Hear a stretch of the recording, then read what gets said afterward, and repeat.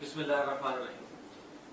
Well, first of all, I would like you to say some words about Dr. Israr Ahmad. Can you, his thoughts about his knowledge of Quran, his thoughts about the future, his side on the international affairs, how do you see all these things? Bismillah ar-Rahman ar-Rahim. My acquaintance with Dr. Israr Ahmad, rahimahullah, dates back from the 1980s. I was the principal of the Alimi Institute of Islamic Studies, 86 to 1988. And a very good friend of his was also someone directly connected with our institute, Sayyid Sahab, who lived in North Nazimabad. And through Sayyid Sahab, I got to meet with Dr. Israr. It was a very great privilege for me. And then he accepted an invitation to come to my home and have lunch at my home. And my mother-in-law, who is the daughter of Maulana Abdul Alim Siddiqui, rahimahullah, she came to the home for that luncheon. And my wife, my Pakistani wife, cooked a biryani. And Dr. Israr Ahmad enjoyed the biryani and went back to Lahore and wrote about it. But he and my mother-in-law sat down for a long time and had a very pleasant and good conversation about her father, Maulana Abdul Alim Siddiqui, rahimahullah. This was in the mid-1980s, yeah. I wanted to invite him to come and address the students of the Alimi Institute, but our management committee out there were not of the kind of people broad-minded enough, so it was not possible. But I went to Sayyid Saab's home to listen to his lectures over there, and I was very much impressed in my meetings with him. Subsequently, we met in New York, and then he invited me to Pakistan in 1996, I think it was.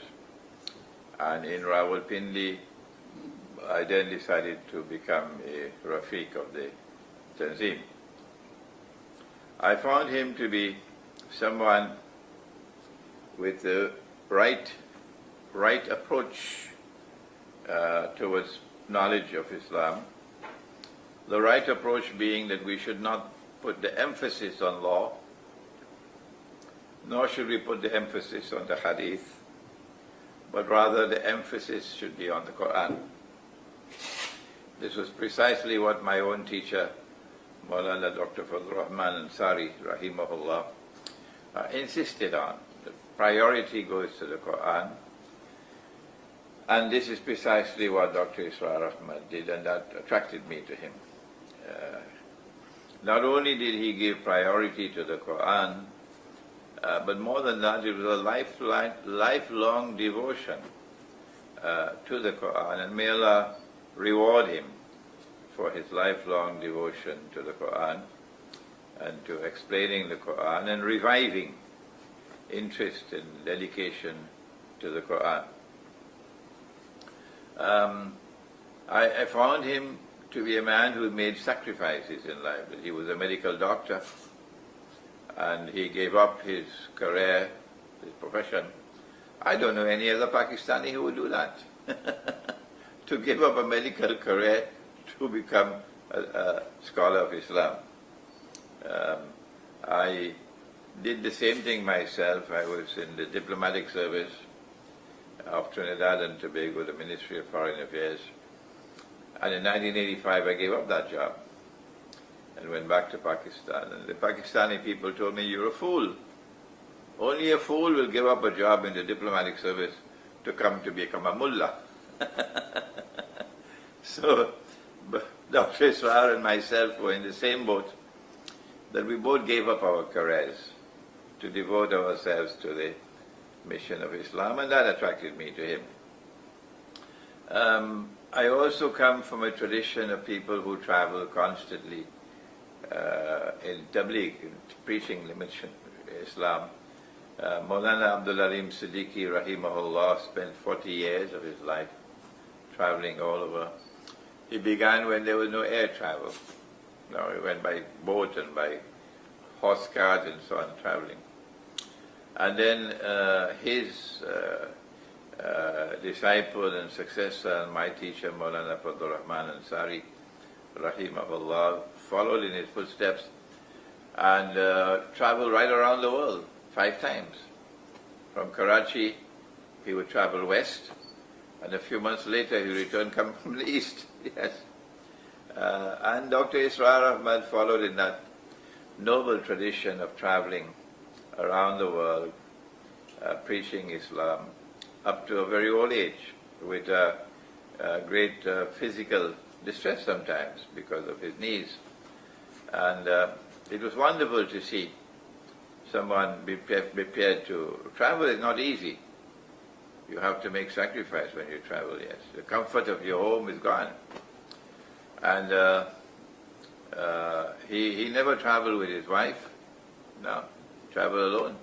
I never know about his wife traveling with him.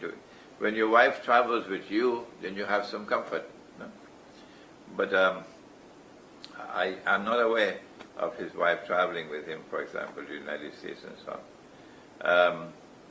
So this was something remarkable about him, his constant traveling to preach the mission of Islam. He had a commendable command of the English language. It was not his mother tongue.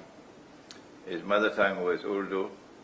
But then he told me one day he listened to someone else speaking on Islam in English, and the man's English was so poor. He said, if he can speak in English, so can I. And then he started to build up his knowledge of the English language, and by the end he was able to express himself in the English language satisfactorily. But not only did he acquire the English language, but because of his scientific training as a medical doctor, he was able to access knowledge of the modern world. And that made him different from the rest, who had less than a passing acquaintance with the modern world. I found him to be a man of integrity, of courage, more courage than I had. That he would have a firm, very firm view on something, and he would enforce it and apply it. And I saw in his own family, I saw in his children, the way he managed with them, how he enforced and applied what he was teaching in his own family. And that was, masha'Allah, masha'Allah, masha'Allah, something beautiful to behold. I remember an instance where we were in Islamabad or Rawalpindi, and both he and I had the same view concerning the national anthem. But when the time came for the Pakistan national anthem, I chickened out and I stood up with everybody else. Only one man sat down, only one. A man of much less courage, much less integrity. Dr. Israr Ahmad sat down. He will not stand up. And I learned a lesson from him. Imran, you don't have backbone as yet. This man has backbone. These are things that attracted me to him. That, Khidr alayhi salam, you'll find him sitting on a rock. You won't find him sitting on shifting sands, on a rock. And Dr. Israr Ahmad was like that, a man sitting on a rock. His views were cast in concrete. So these were very endearing memories of mine, of my relationship with him. I benefited tremendously, yes. I benefited from my attachment with Maulana Fadlur Rahman Ansari, in another way. And I benefited from my attachment with Dr. Israr Ahmad in another way.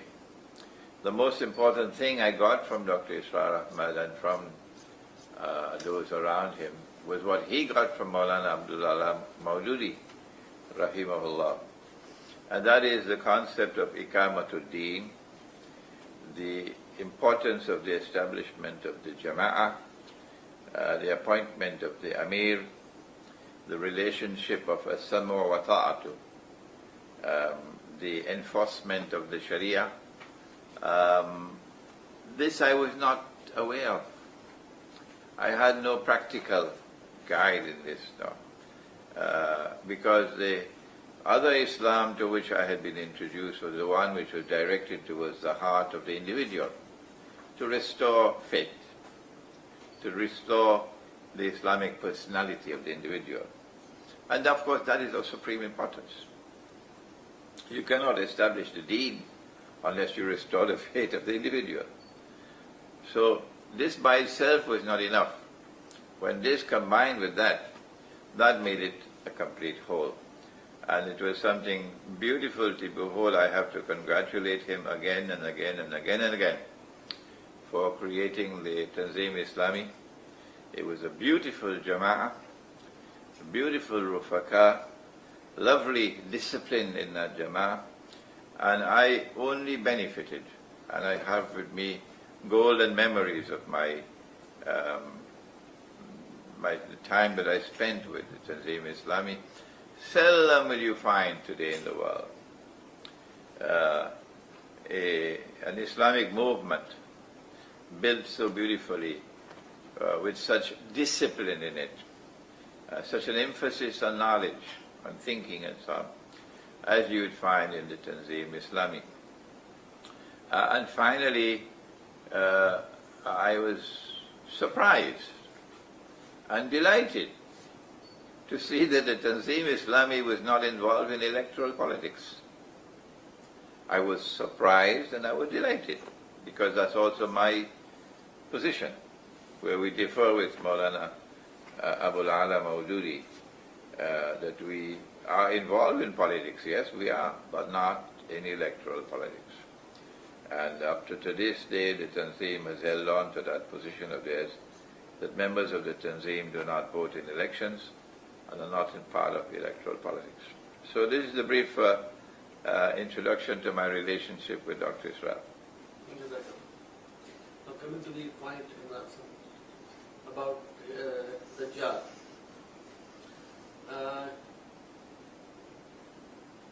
In the light of Quran and Hadith, can you please introduce the Dajjal to a common man? As if I'm going to have to enter into the record something which perhaps is not known. And that is that after I joined the Tanzim in New York, I already had a very high profile in New York as a scholar of Islam. And the Tanzim of North America rapidly moved me forward, appointing me as director of Da'wah, for example, for North America. And so I was involved in public lectures. Wherever the Tanzim had a program, I would be on the platform. But the mid-90s and the late 90s was precisely that period of time when I was entering into Ilmu Akhirul Zaman, because New York was the best city of all to know the world. So as I began to study Surah Al-Kahf of the Quran from 93 onwards, by the time of 96, when I joined the Tanzim, my thoughts were already developing. I already had an introduction to Gog and Magog. I already had an introduction to Dajjal. And I was already seeing clearly what they were doing in the world. But my views on the subject were strange to Dr. Israr Ahmad. apparently was not comfortable with these views of mine on Dajjal and on Gog and Magog. And so he called me in one day, and in his capacity as Amir, my Amir, gave me orders that he did not want me to lecture and he did not want me to write on the subjects of Dajjal and of Gog and Magog. I respected him before he gave that order. I respected him while he gave the order. I have respected him and admired him since he gave that order. And up to this day, my esteem for him is unchanged. But I could not accept that order. No, I could not. With no disrespect for him whatsoever. I was of the opinion that no man has authority over another man in the world of knowledge. And so I could not accept that order of his. And I continued with my work. And eventually, 2 years later, by 99, Jerusalem and the Quran was already in my mind. And I began writing it in 99. And by the time 9/11 took place, the book was already substantially written. And it was published in 2001, 2002 probably. Either 2001 or 2002, Jerusalem and the Quran was published. Jerusalem and the Quran to this day has remained a bestseller. It has won universal acclaim around the world. No one has attacked that book as yet with credibility. None. No one. It is constantly being translated into new languages. Constantly. The last one now is Russian. Russian translation nearing completion. I have lost count, maybe about 24 translations already. It's the translation in Pashto. If I had obeyed Dr. Israr Ahmad, that book would not have been written. Subsequently, I also wrote an Islamic view of Gog and Magog in the modern world. It remains to this day the solitary book on the subject written in the modern age, which is scholarly. The rest can be fit for Disneyland. I feel sad to say so, really. But it's not my being unfair to others. It's just that I don't see scholarly work on Gog and Magog. And so eventually we had a parting of ways between me and the Tanzim, but the love that I have for the Tanzim has always remained there. And if ever I go to Lahore and I stay anywhere else but in Model Town, the members of the Tanzim are quite angry with me. Yes. Why did Dr. Israr Ahmad give me this extraordinary order to be silent on the subject of Dajjal and of Gog and Magog? Why? A man of such intellectual power and discipline and integrity. I have to take it back to methodology. I believe it is methodology which separated us, and I believe that Allah has blessed me to penetrate the subject of Dajjal and of Gog and Magog and of Ilmu Akhiru Zaman. I believe that this barakah has come from him largely because of methodology. That you do not take the hadith by itself in isolation. No. If you want to study the subject of Gog and Magog, you do not go first to the hadith. No, that's wrong. That's not the right way. You must first go to the Quran and let the Quran teach you the subject of Gog and Magog. And then you go to the hadith. Secondly, you must, when you go to the Quran, you must be able to treat the verses of the Quran like the stars in the sky. The stars in the sky are not just isolated stars. No. Allah didn't put the stars in the sky just for beauty. He says in Surah Al-Mulk, وَلَقَدْ بَعْدَ أَعُوذُ بِاللَّهِ مِنَ الشَّيْطَانِ الرَّجِيمِ وَلَقَدْ زَيَّنَا السَّمَاءَ الدُّنْيَا بِمَصَابِحِ إلى آخر الآية. By using the word masabih, plural of misbah, you have an absolutely important, strategically important lesson concerning methodology. That you have to understand how the stars are connected to each other, if you're able to use the star as lamps to see. Similarly, you have to know how the ayat of the Quran are connected to each other. If you're able to understand and be able to, the ayat of the Quran become like lamps for you. Okay? And mashallah, we have so many distinguished scholars of Islam all through the ages who have devoted their lives to this subject. I am just a little spark in the latter age, but there are so many who have preceded me. Maulana Fadlur Rahman Ansari rahimahullah gave us this beautiful phrase. He says, in order for you to be able to put the ayat of the Quran together and organize them as a whole, you have to locate what he calls the system of meaning. It is like a necklace, and you have the pearls, and you have the string. And you have to put the pearls onto the string to make a necklace. So that string, that taga, that twine, is the system of meaning of the ayat. You cannot locate the system of meaning without an intellectual jihad. And more than that, it is more than the rational faculty that has to be at work. More than the rational faculty.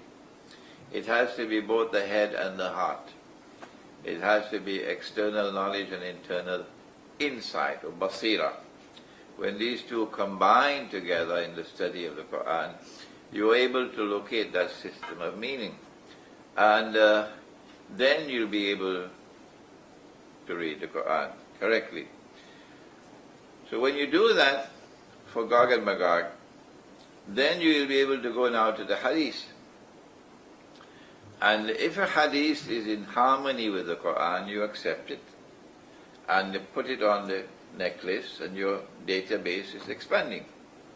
If a hadith is neither in harmony with the Quran nor in conflict with the Quran, you still accept it, of course, but it'll have a lower status. But what happens when a hadith is in conflict with the Quran, or it appears to be in conflict with the Quran? And so you put it aside. You put it aside. You do not give priority and precedence to a hadith over the Quran. When this methodology is used, only then can you understand the subject of Gog and Magog. And it is our sadness, really, the sad reality, that our scholars of Islam, so many of them, have chosen on the basis of one solitary hadith to come to the conclusion from which they're not budging. Come rain or sunshine, they're not budging. That Gog and Magog will be released only after Nabi Isa alayhi salam returns and he kills Dajjal. Before that, there is no Gog and Magog. That is so sad, because when you hold on to one solitary hadith and you come to your conclusions, cast in concrete, you have disrespected the Quran.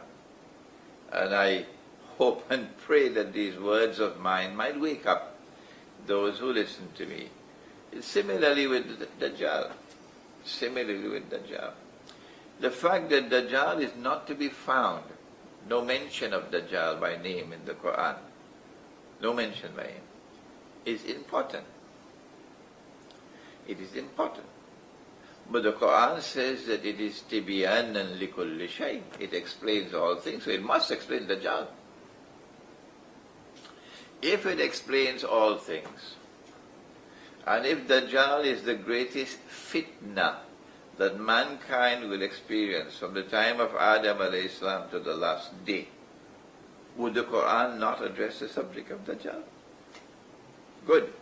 We now have to ask the question, Asif. If the Quran addresses the subject of Dajjal, and Allah chooses not to do it in the ayat muhkamah, therefore He has chosen to do it in the ayat mutashabihat. Why has He chosen? Why? There must be a reason. Ayat mutashabihat cannot be interpreted unless Allah gives you the knowledge. In other words, Allah is reserving this subject for Himself. Reserving it for Himself. This subject is not for every Tom, Dick and Harry. Common man cannot access this subject of Dajjal. No. He has kept it out of the muhkamat. He put it into the mutashabihat. And in order for you to penetrate the mutashabihat, you have to have ta'wil. And that ta'wil is possible only for Allah and for the rasikhuna fil ilm, meaning serious scholarship for Dajjal. Because we have not adopted this approach of recognizing the two oceans of ayat in the Quran. And you know about the full stop. You know about that, if you'll allow me to call it, that wicked full stop. That wicked full stop. Whoever put that wicked full stop, one day we must know who he is, identify him. That because of that wicked full stop, how many scholars have now come to the conclusion about mutashabihat. Only Allah knows the meaning. Only Allah knows the meaning. So full stop, that's it. There is no way to access Dajjal through the Quran. If you cannot use the Quran to access Dajjal, and you only go into the Hadith, oh my gosh, Dajjal is going to make you dance to every tune he wants to play. And you'll be running around in circles. You'll be confused. Okay? Because you're not going to the Quran first. I think this is part of the reason why we have this tremendous void in the world of Islamic scholarship today, an incapacity to penetrate the subject of Dajjal. Today is not the day as if for me to spend the next 1 hour introducing Dajjal. But what I have done is to explain why we are at this standstill. We cannot move forward to explain, to understand, to penetrate the subject of Dajjal. It is a subject problem of methodology. Dajjal, there is a fitna of Dajjal. That we think that we are already in it. How would you recommend a Muslim to be away from this fitna? I thought you were going to speak in Urdu and I will speak in English. Urdu में बोलूं? दज्जाल की sir से बचने के लिए नबी अकरम सल्लल्लाहु अलैहि वसल्लम ने उम्मत मुस्लिमों को क्या है? जी. If we are to respond properly to Dajjal as an ummah, it is necessary for us to not only adopt the proper methodology, we must also receive Allah's grace. And Allah's grace comes down in the form of knowledge coming down directly from Allah. Allah's grace would not come down if the heart of the individual is not a special kind of heart. He is Ar-Rahman. And that famous hadith with which you begin the study of Sahih Bukhari, Ar-Rahimuna yarhamahum ar-Rahman, irhamu man fil ard, yarhamukum man fis sama. وَمَا أَرْسَلْنَاكَ إِلَّا rahmatan lil alameen. So rahma is a foundation pillar,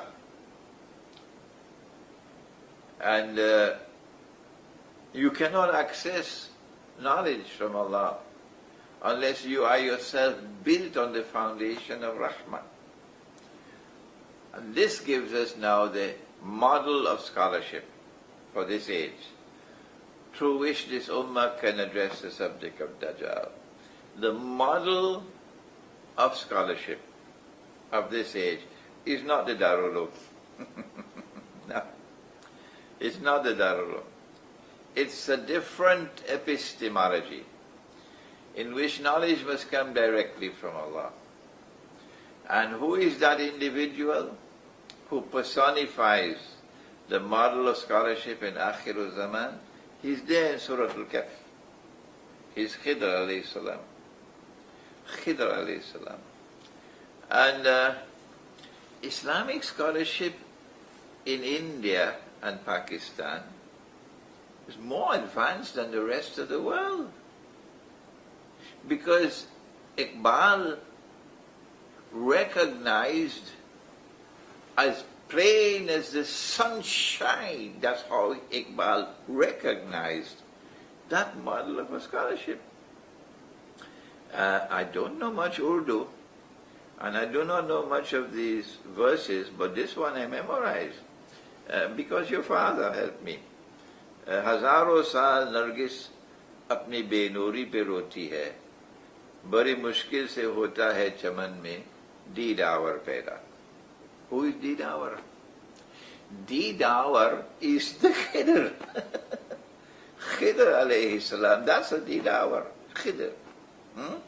So Iqbal is pointing beautifully to the need for a Khidr. He was not impressed by Darul Uloom education. Iqbal was not. No. He was so unimpressed by it that he called for the reconstruction of religious thought in Islam. Because what was coming out of the Darul Uloom was inadequate for facing the challenges of the modern age. Okay? Iqbal called for Didawar. Didawar is Khidr alayhi salam.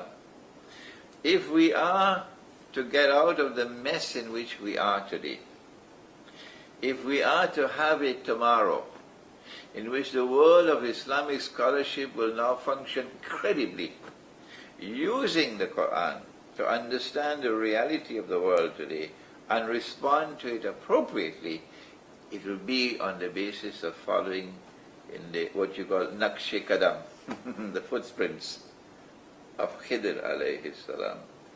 And the footprints of Khidr alayhi salam is number one, epistemology.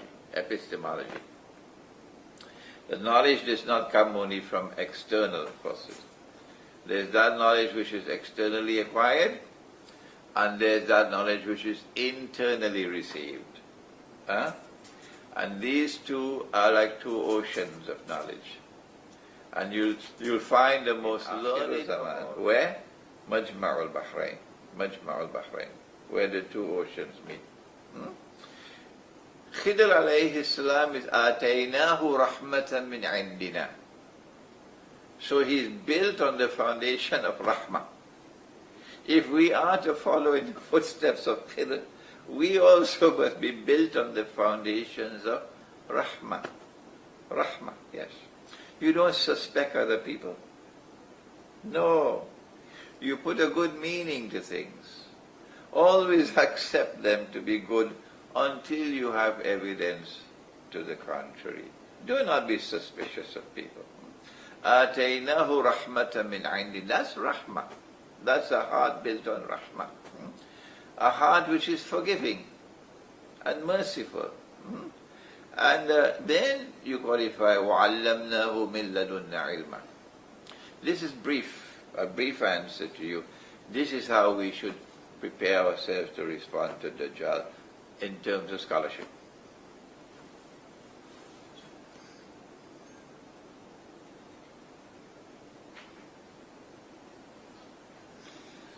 ये कहा जाता कहता है कि दज्जाल जो है उसके पास खुदाई ताकतें होंगी, उसके पास खुदाई ताकतें होंगी, खुदाई ताकत, हाँ, जिसको चाहेगा रिस्क देगा, जिसे चाहेगा रोक लेगा।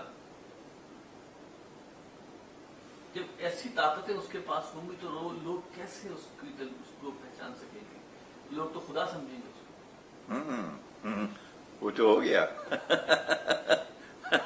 They are already worshipping Dajjal. हाँ जी, the world is already worshipping Dajjal. वो तो, this is not a matter for the future. ये तो हो गया, हो गया. Where is the evidence that the world is worshipping Dajjal? Answer: anytime Dajjal takes you on one road, you follow him and you go on that road. Allah subhanahu wa ta'ala created the donkey and the mule and the horse and the camel. And in creating these animals, He created them for different kinds of purposes. There's the oxen and the bison and so on for big loads, traveling loads, long distances and so on, strong animals. And the camel, which can keep water in its stomach, alright? And that water, the camel drinks enough water for maybe, 2 weeks, the camel can do without water. And if you're dying for thirst in the desert and you kill a camel, you can get some water. Yeah. So these animals are not fashioned by accident. Lo and behold, Dajjal comes with oil and mechanized transport. And what happens to the entire world of transport that Allah created? Where is it today? Subhanalladhi sakhkhara lana hadha. Where is the hadha today? Huh? Nobody rides a donkey anymore except in the villages. Even in the desert they're not riding camels anymore. They have these four-wheel drives for the desert. Nobody rides a camel anymore. And suddenly it's gone. But Allah did not create the horse only for traveling. No. The male, when he uses a horse, he gets exercise for his body. He gets exercise for his male functions. As a man, his virility as a man. Alright? His sexual prowess. All of these things are connected with the exercise that he gets from riding horses. So along comes the iron horse and we abandon the natural horse. And in the process of losing that mode of transport that Allah created, we also now reduce ourselves to a shadow of what we could be. This is Dajjal's masculizing, making us less and less men, until one day men will be dressing like women and women dressing like men. So women can assume the functional role of men in society and men will assume the functional role of women in society. This is worshipping Dajjal. Dajjal took the dinar and dirham out of the market. Have they asked themselves the question, where did the dinar and dirham go? Who took it out? Why did they take it out? Kabhi pucha aapne? Did they ever ask this question? Before this substitute came, who gave us this substitute? What is the status of this first substitute? What is its function? Huh? This is Dajjal. Dajjal gave us this money. And our universal acceptance of the Pakistani rupee and the Bangladeshi taka make us all believers in Dajjal. We're already worshipping him. So this is not tomorrow. This is already today. The Khilafah is gone. The Shura is gone. And in place of the Shura you have this bogus with a capital B. This stupid system of elections by secret ballot. Secret ballot? You can't say that. Where does this secret ballot come from? We never knew that in Islam. You are responsible for your choice in Islam. Yes. You have to be known, your choice, your view. But they gave us this rotten, stinking, filthy system of secret ballot that nobody knows anything. And so you could do whatever you want with the results. You could hatch it, you could rehatch it, you could tamper with it, you could give us the elections anyhow you want, and you could have a Nawaz Sharif as your Prime Minister. कुछ मजहबी दानिशवरों की राय है कि दज्जाल किसी खास शख्सियत का नाम नहीं बल्कि ये दीन दुश्मन निज़ाम या तहजीब के लिए एक सिंबल है जैसे आज दुनिया में मगरबी तहजीब मुसल्लत है ये बात कहाँ तक दुरुस्त है कि वो एक शख्सियत का नाम नहीं बल्कि एक तहजीब का नाम है जो अल्लाह के खिलाफ My apologies, Asif. People who express such an opinion don't even have an introduction to scholarship. They are not scholars. You're wasting your time with such people. Yes, they are not scholars. No, they probably know how to cook biryani, but you cannot admit them into the world of scholarship if you express such an opinion. No, because it is elementary. Elementary. Why don't they have any sense? The Prophet ﷺ introduced Dajjal to us as Al-Masih al-Dajjal. What does it mean? This is Khansama's thought. What is Al-Masih al-Dajjal? Al-Masih al-Dajjal is a person who will seek to impersonate Al-Masih. If you are a horse, can a horse impersonate the son of Mary? If you are a jackass, can a jackass impersonate the son of Mary? No. Even if you're an angel, you still have to come in the form of a human being. Even if you're a jinn, you still have to come in the form of a human being if you are to successfully impersonate the Messiah. So Dajjal has to come in the form of a human being and declare, I am the Messiah, for the Jews to accept him as the Messiah. But he has to do more than that. The Messiah has to come from the house of Dawood alayhi salam. So he has to demonstrate who is his father and who is his mother and grandfather and grandmother. I don't need to speak anything more on that. Yajuj और माजूज इनका जिक्र कुरान में है आजकल हम याजूज और माजूज की Gog and Magog today are located in the Judeo-Christian Zionist Alliance, full stop. For me to explain more, it will take a long time. I have to go to the Quran, and having finished with the Quran, then I have to go to Hadith. So I give you the conclusion at the end. That's it. Gog and Magog are the Judeo-Christian Zionist Alliance. Well, thank you very much, Asif, and I offer my salams and love to all those in Pakistan who will listen to this short interview. And I pray that one day Allah make it possible for us to meet again, inshallah. Okay, assalamu alaikum. Bismillah.